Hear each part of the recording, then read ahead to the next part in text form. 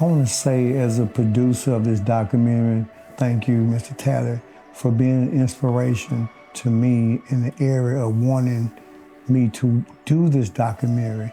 Listening to the stories that you tell, it inspired me to want to dive into those stories and tell them more in detail. So I want to thank you for that.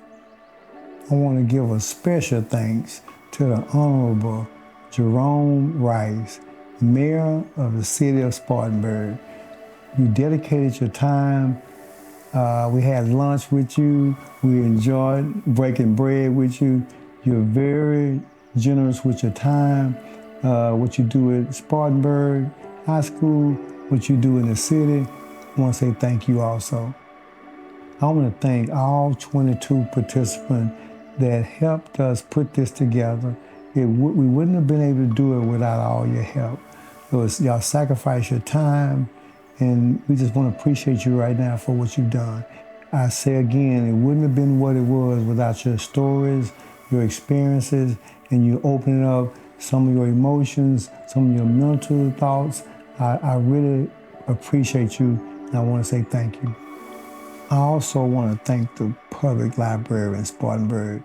That downtown library is something to be admired. All the time that you all allowed us to be in the archives, going to look at pictures, making copies, dedicating your time, Charity, April. It's like they're a team, and I love the dedication y'all show.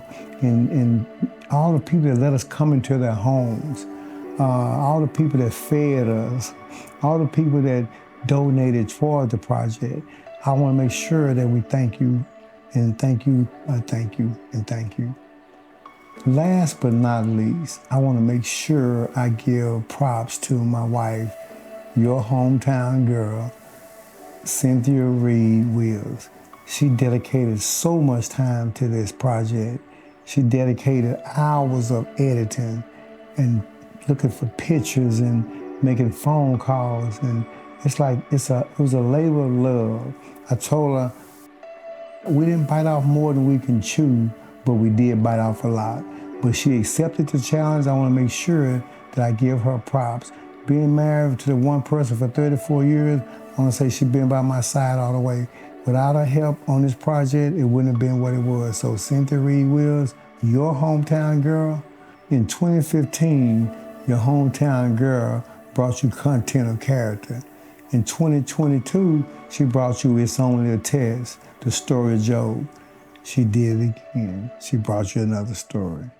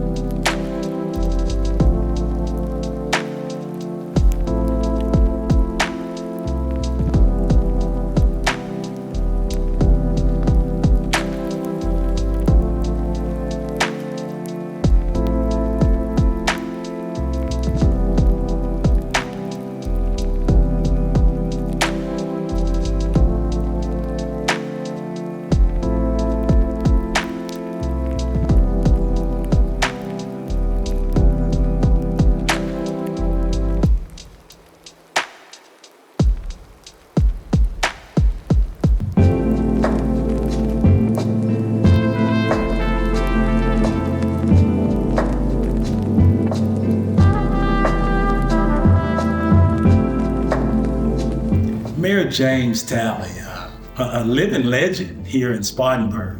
Really, Patch. I done had heard so many stories about him growing up over in Phyllis Goins. Why they call him Patch Talley, the patches in his pants or shoes. But just having the opportunity really in the early 90s to have an opportunity to vote for a black mayor, have an opportunity to vote for a black man, African-American man, someone that looks like me, someone that grew up in some of the same neighborhoods that I did.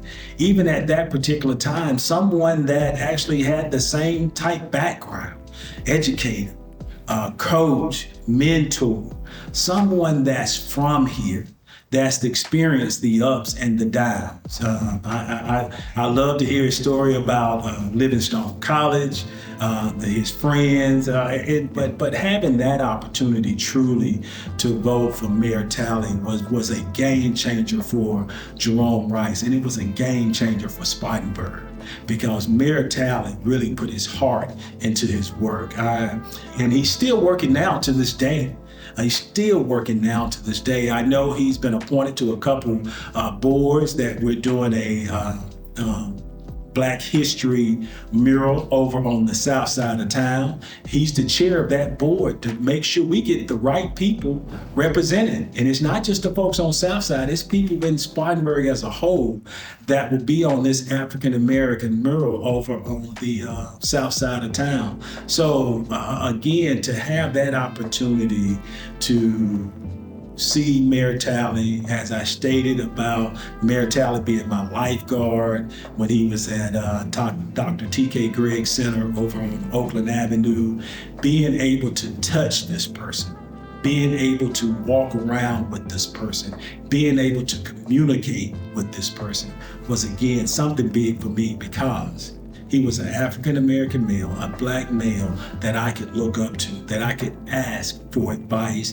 that I could ask about experiences that he's gone through, and some of the trials, some of the tribulations that he's had, being a black man, not only in America, but being a black man in Spartanburg and being a local politician. But to Mayor Talley, man, I so much appreciate you, and just look forward to continuing to work with you as we do now. So congratulations, Mayor Talley.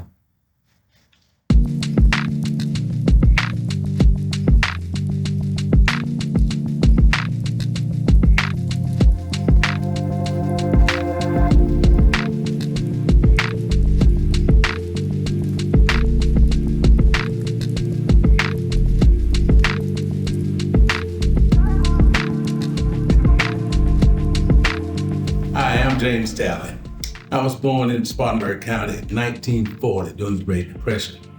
It was a time when there was little hope for people of color, but people of color seem to have come across all of that negativity. I was the youngest of 8 children. My mother died when I was 6 months old. And during that time, my father was a common laborer, and he worked and provided for the family. He stayed there, all laborers, and provided for the family. My grandmother was a true matron of the family. She oversaw all of the things, everything that was going on. My nickname was Patch because I wore them and was not ashamed to wear them. And I didn't get angry when people called me Patches, because my grandmother was a great seamstress. And if there was a hole in something, she knew how to patch it up. But the nickname stuck. And until this day, there are people that still call me Patch, and I still answer. My sister, my older sister, took the helm as being the matriarch of the family. All of my brothers and sisters, all 8 of them were successful in their own way. We didn't become millionaires, but we became lovinaires. That just have one brother remaining, and we're still close. He was my idol. That's Boyd, and he was the first 4-letter man to leave Carver football. In 1963, I graduated from Livingstone with a BS degree in math and science. Upon graduation, I came back. I had a job offer in North Carolina, but I got drafted And I went down to the draft board and tried to tell her that I had a job in education, but the lady didn't want to hear that and said that, well, you come August, you're going to be in the Army. So to defy her, I went down and I volunteered for the Navy. I spent 4 years in the Navy, Great Lakes for boot camp, came back, went to A school in Baltimore, Maryland, spent time down in Key West, Florida. Then upon the USS Mattabesset, 52, that's where we went to the Med. It was a refueling tanker, so we traveled closely with the aircraft carriers. So the Mediterranean was an education for me. And upon coming back, on my way back to the States, I got a phone call, and it was from Mr. Anderson, who was the principal at Rice High School. And he said he had heard about me and heard that I was getting out, and he needed a math teacher, and he wanted me to come over and teach. And I told him, well, I'm not gonna teach right now. I think I'm gonna go back to school a little while. He said, well, you can go to school in the summertime. I need you right now. He said, well, just come over and take a look. So I went over to see, just to take a look, and I went down the hall, and there on the door, he had homeroom 914, Mr. Talley. And I told him, I said, that's not fair. He says, well, that's your room, Fess, and you got some kids here that need to know some of the things that you know. So I came back home, thought about it for a while, and then I decided, okay, I'll do it. And I think that's a great role model. He grew up, I think, in the projects and Phyllis Owens, and he made it out. He went to college, and he played ball, and then he went on, came back, and he was a teacher. He says, you want to coach football too? I said, yes, I do. He said, well, the budget is already set, so I said, we don't have any money to pay you to coach football. He said, but I tell you what I do. We'll do the concession stand, and money that we make out of the concession stand, we'll share it with you. And so I said, oh, okay, that was good. Because at the time, money was not the main object. People didn't care a whole lot about making thousands and thousands of dollars. So I coached. The fellas used to kid me about being a concession stand coach. So I said, okay. But I coached for football, and I coached baseball. Coaches had to stand the gate for basketball, security for basketball. But in the summertime, teachers and coaches then had to have summertime because you only got paid for 9 months. So that summer I worked as a lifeguard. I ran the pool in Highland. You call it Highland, Fair Forest Park Pool. While there, Mr. Anderson sent me a contract for the next year.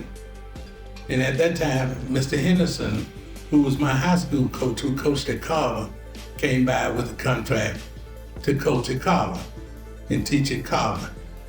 Well, my heart was at Carver, and I was here in Spartanburg, and I didn't want to have to travel that distance every day, and I enjoyed working at Rice. But then I told Ms. Anderson that I was going to take the job at Carver. So I took the job at Carver. When the time that integration came about, I've been to Carver for a couple of years. Mr. Talley. He stayed on us all the time, but when it came time for our transition from Carver, he was our rock. He wanted us to present ourselves, present the situation. When they came to talk to us about taking out schools and all of that, we would act ugly we would stomp so loud when Mr. McCracken was talking. If we gave him 10 minutes to say what he needed to say, we didn't care. And even through school, he was one of the kind of teachers in school. It'd be some teachers you just didn't like. Either they was mean or things of that nature. But he was always outgoing. He always talked to the students. He would always laugh. He was always a partaker in basically everything that we did when we were in school. So he had always been the type of person that would always reach out, and he would always let you know that he cared about his community. And integration came about in the 1970s when the schools actually acted on the Brown versus Board of Education, when they actually started to work where the schools were integrated. Carver was closed as a high school, and it became a junior high school, and all of the senior high school, 10th through 12th grade, went to Spartanburg High School. When they took our school, this forced. We didn't have any say so. And then when they were tearing it down, they told us they wanted us to pay $25 a brick. If you get sentimental about it, buy a brick. So, all of the teachers at Carver Senior High School didn't end up at Spartanburg Senior High School. Some of them had to take jobs at junior high schools or at elementary schools, or those that were old enough to retire, they just went on and retired. The thing that happened there is that our students were at a disadvantage. And the disadvantage was they almost had to prove themselves in everything that they did. To be a member of the cheerleader squad, you had to cheer better than anybody else. To be a member of the football team, you had to play better than anybody else. And to be better than be on the basketball team, you had to be better than anybody else. Not just better than the person that's playing that position, but the person whose father is a big donor to that position. So it made it extremely difficult for teachers to keep a straight face, because there were things that were happening. They had private meetings, they had telephone meetings, even their students had private meetings and IPTE clubs and clubs like that our students were not privy to. Yeah, that was a decided line. It was known, it was seen, and it was experienced. Some teachers had taught long past retirement years because they enjoyed teaching and they enjoyed what they were doing. And they were very effective and students came looking for them because they knew that that teacher was going to make sure that they did exactly what they were supposed to do. But the thing that happened was when integration came about, it stifled that relationship that students had.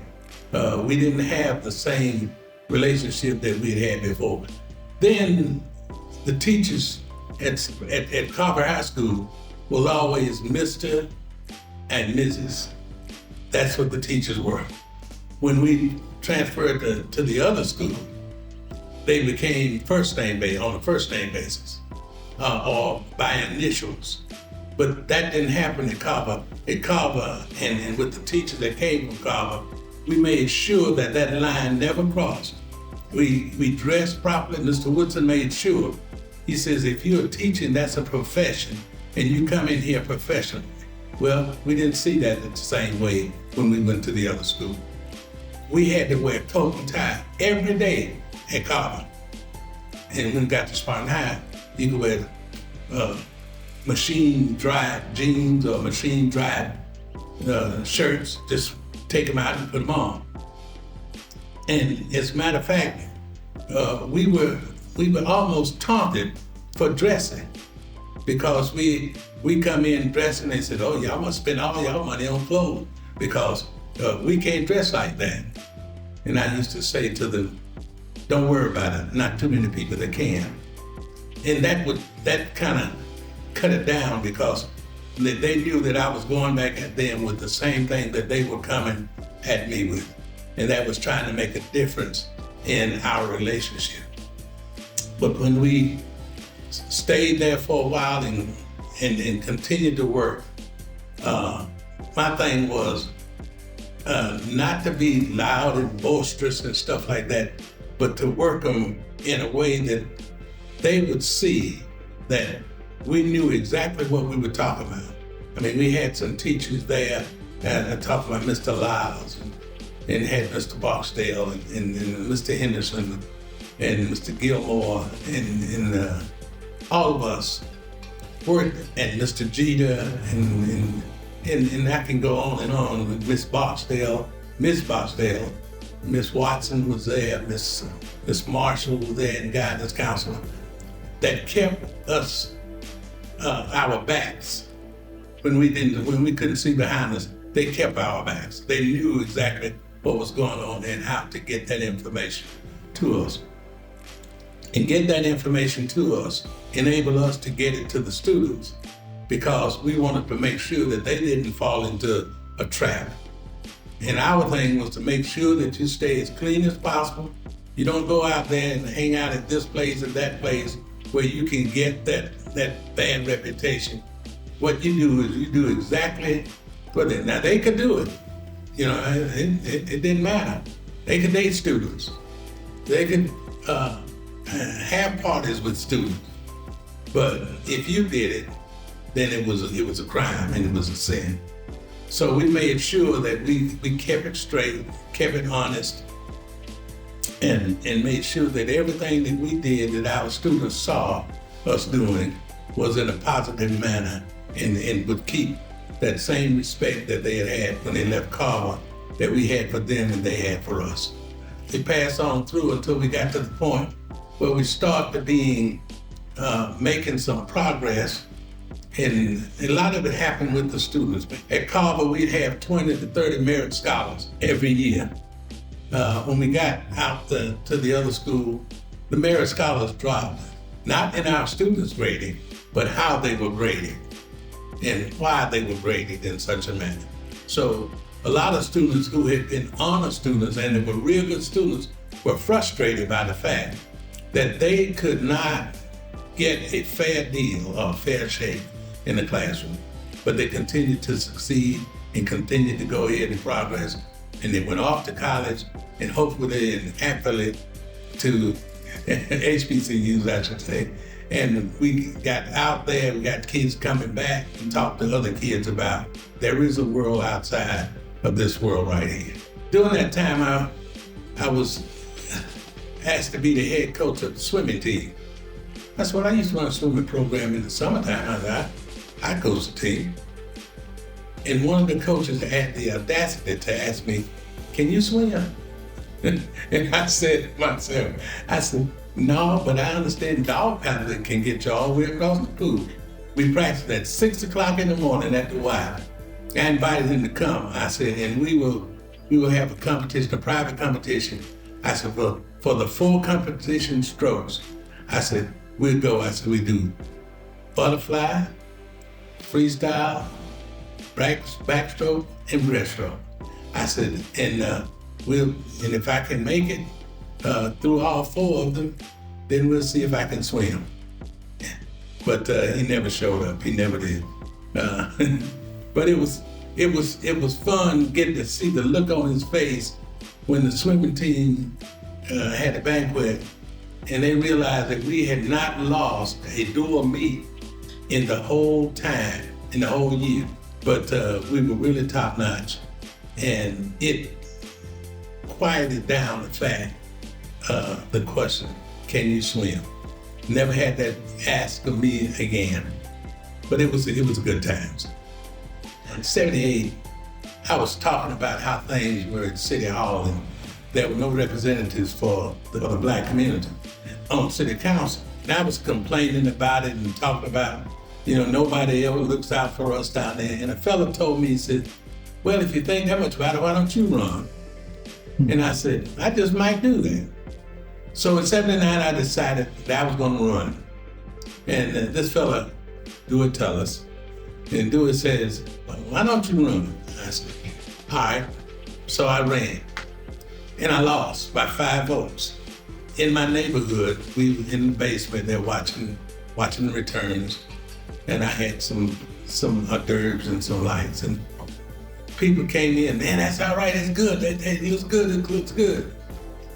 And I had more than 5 people that said, "I was going to vote, but I thought you had it. I knew you had it, man. I know everybody liked you. I thought you had it." So at least 5 people that came by my house that night did not vote, and I lost by 5 votes. So the next time it came around, which was 2 years later, and the guy that beat me ended up being a real good friend of mine, Chester Brown. And Chester said, "Patch, I'll help you." and I help you any way I can. And he did. So I went out and I ran. And this time I landed a ticket. And this was an at-large vote, which means everybody ran, and everybody, the ticket was full. Whomever you wanted to vote for, you could vote for. Don't care where you live, you could vote for that person. He was the coach over at Spartanburg High School. And we had a good relationship, I didn't ever play for him, because when you got out of line, he was like a principal over there too. He put you right back in lines. I didn't never think that he would have won. I didn't think he had enough support, but he won. And was a member of city council, first African American, elected member of city council in the city of Spartanburg. Well, it was a change to Spartanburg because of the fact Black people didn't have the opportunity to be part of city councils, and it was so exciting. And everybody we talked about it, and we said, he's the man for the job, and because he's always had that kind of loving personality. So the next time we ran again, there was another. Later on, I ran for my second term, and was successful. And then during my second term, Bob Rao was the mayor. So he decided to take a job in Columbia. And I was mayor pro tem, so I became, by the vote of the council, the mayor. So I completed his term as mayor. And then the next time I decided, when it was turn to run again and the mayor's term was up, I decided to run for mayor. And was told, man, I don't know if you should do that, and you ought to just go ahead and stay there. Don't want to lose that seat. So I ran for mayor, and fortunately won by 75% of the vote, and which I thought was pretty good. A lot of other people thought so also. We got a Black mayor. I couldn't believe it. I couldn't believe it because the way things had been in Spartanburg, I didn't think it would happen at that time. I was very, very excited when Mr. Talley became the mayor. He knew my family. He graduated with my older brother, and I knew his children. So I was really excited. I say, now this will take us places. I was very proud to see Mayor Talley. I think that anybody who attended Carver was just so grateful to realize that now we had a teacher that once taught us, now has become the mayor of our city. I just was so excited. I just couldn't believe that we had James Talley as a mayor of Spartanburg, South Carolina. My sister-in-law called me from Greenville, and she said, that would never happen in Greenville, South Carolina. I said, I know. I said, I can't believe it happened in Spartanburg. I said, I am so proud. She said, y'all Spartanburg people doing it up. I said, ain't we, girl? I said, we are doing it up. They used to call him Patch Talley, and I voted for him, of course. And had a winning spirit, he had an infectious smile. He was very intelligent. He knew a lot of people, and I think that actually helped him. He knew so many students that had come through Carver and Spartan High as well, and he had a good rapport. He had a good relationship with not only the Blacks but the whites also. They loved him. It's an honor to speak of Honorable Mayor Talley, because I first became really close to him as a brother in the fraternity Omega Psi Phi. I pledged 1989. Brother Talley was already, of course, one of the charter brothers in that chapter here in Spartanburg. As he made his way from the education into politics, I was right there as a friend, as a brother. And by far, he gave us great thrill and great honor to know that a fraternity brother had been not only my brother, but also had been elected to become one of the first Black mayor of Spartanburg, South Carolina. But when he became mayor, it really did surprise us. It did surprise me because he had always been a community leader. He had always tried to set an example. But we had developed a rapport with citizens on both sides of the aisle, wherein they knew that we were going to be as fair as they were going to be, that we were going to do exactly what we needed to do without selling ourselves short. So it happened. As it happened, the year passed on, and we worked on developing a single member district where you get representation from every area of the city. And that's what we have now. You know, they got 6 districts. So those 6 districts, each one had a representative. And it's voted for by the people in that district as who they want to represent them. So we did that. We got it going good, and it worked. And it's just been a beautiful process ever since, because now you can call your representative for your district, for your particular needs, and make sure that it's heard. Jerry Richardson came to town. He was instrumental in bringing the Panthers football camp. Met with them a number of times to bring about bringing a professional football team. He wanted a football team that he could look out his office windows and see them practice. And his office window faced Wofford's football field. There we stood up in his office, looked over there at the field and said, well, we're gonna work to get that done. And that's where the Panthers were born, and that's where the Panthers developed right there. So we worked hard, and we got the football team here. And the beautiful thing was it's been a plus with the training camp here every year. It has helped Wofford. We have developed a beautiful complex over there for Wofford. So during that time, there were a lot of other things that happened. We had 2 water towers downtown, and the water towers were an eyesore, and we wanted them down. And we worked around and got to the point where we can take the water towers down, and we're gonna build a library. And we broke the rocks right out there in front, broke the rocks to start the development. The water tower came down. The railroad track that used to go through the city of Spartanburg was taken up. And the next thing you know, we had a library. We worked also to get the hotel in, traveling back and forth to Washington, talking to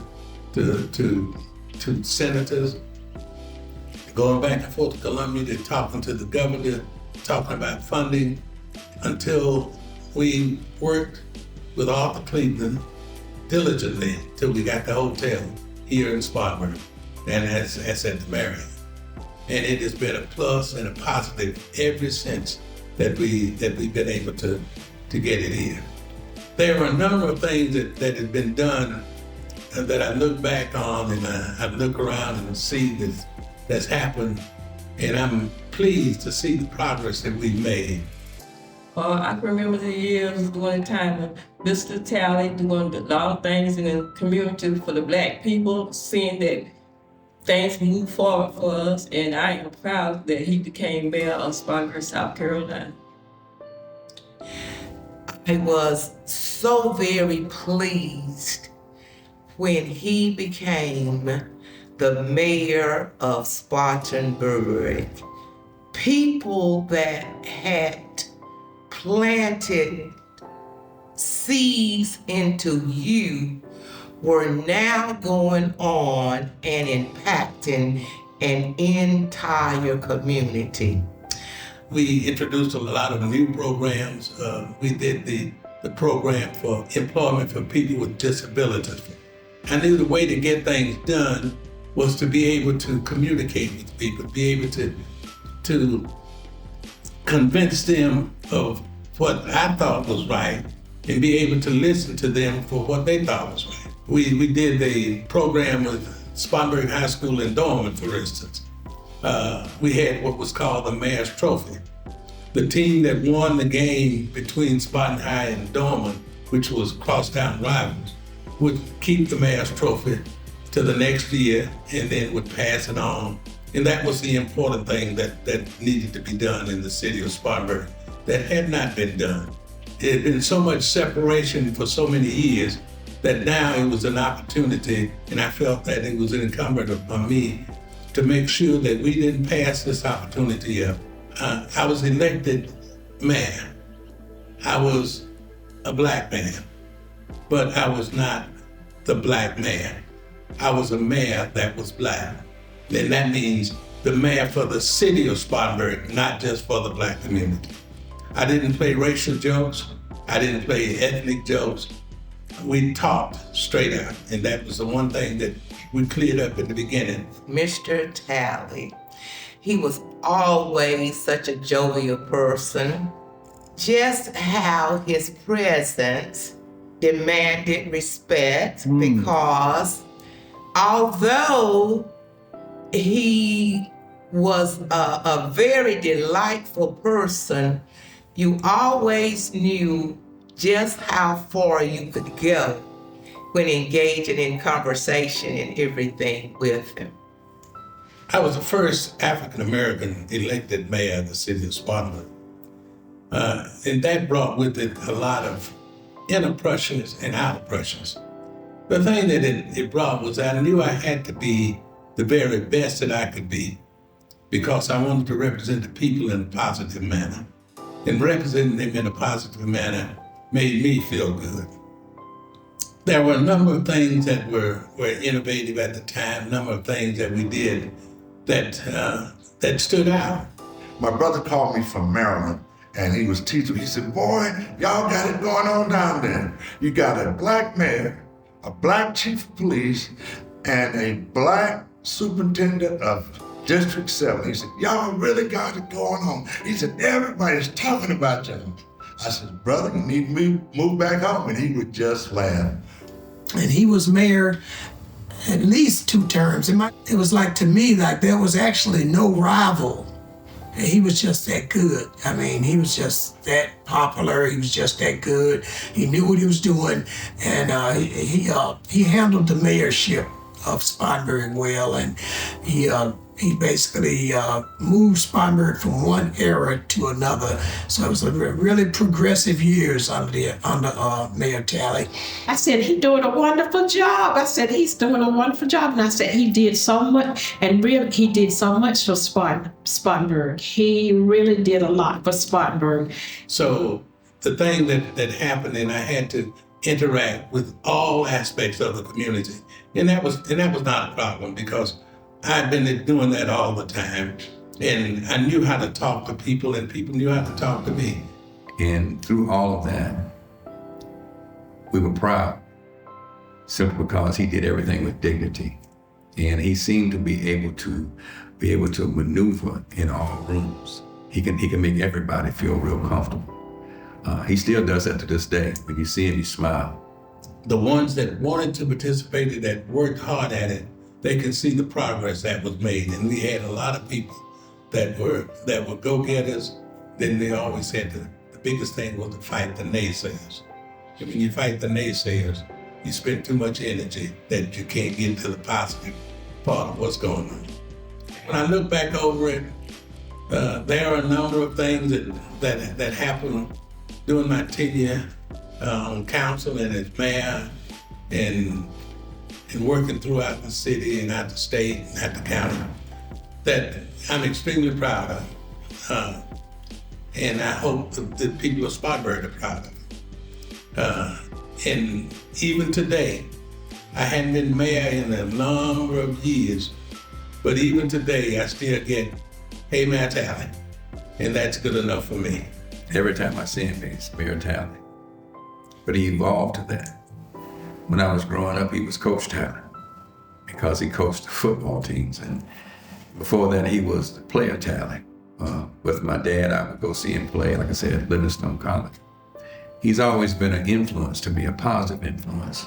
I watched him go from one thing to the other, to City Hall as the first city councilman that was an African American, to actually becoming the first African American or black mayor.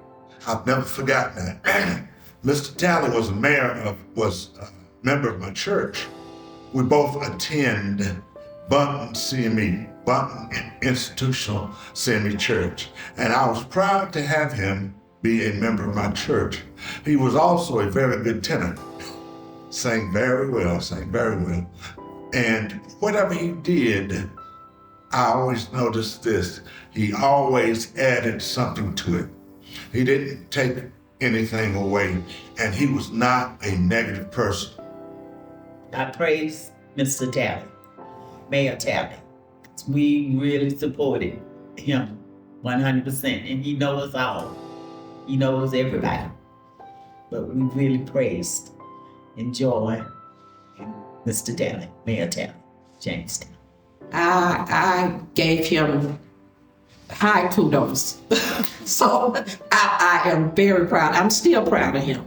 I'm still proud of him. And when I see him, I always tell him how proud I am of him. So I honor him now. I really do. So, Mayor Talley, I still honor you.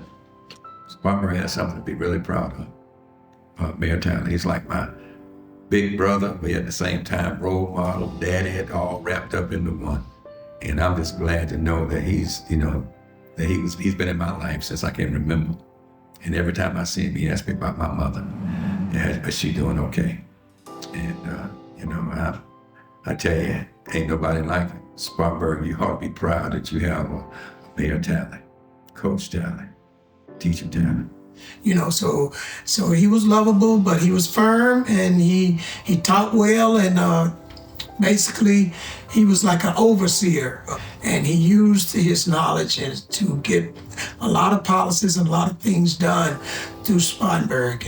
And was just so pleased with some of the changes that took place, and the fact that it just gave so many younger Blacks identity in having an African-American male or role model that they could look up to that was bringing about change in the city of Spartanburg. And that was always our business, is to make sure that Spartanburg was the best place that it could be. Not for anybody else, but for what we could be. And as we did that, and we worked on it, and I'm proud to say that, yes, we did. Because at the beginning, the first thing I said when asked if we could, I said, yes, we can. And then some guy named President came by along a little while afterwards and said, yes, we can. And it was proven that both of us were right. Yes, we can. Spartanburg today is a much better place. In Spartanburg, we can work harder. We know that every vote counts. And we know that every idea in that person's mind is a good idea. And we should at least try to make sure that we help everyone live out their dream. Yes, we can.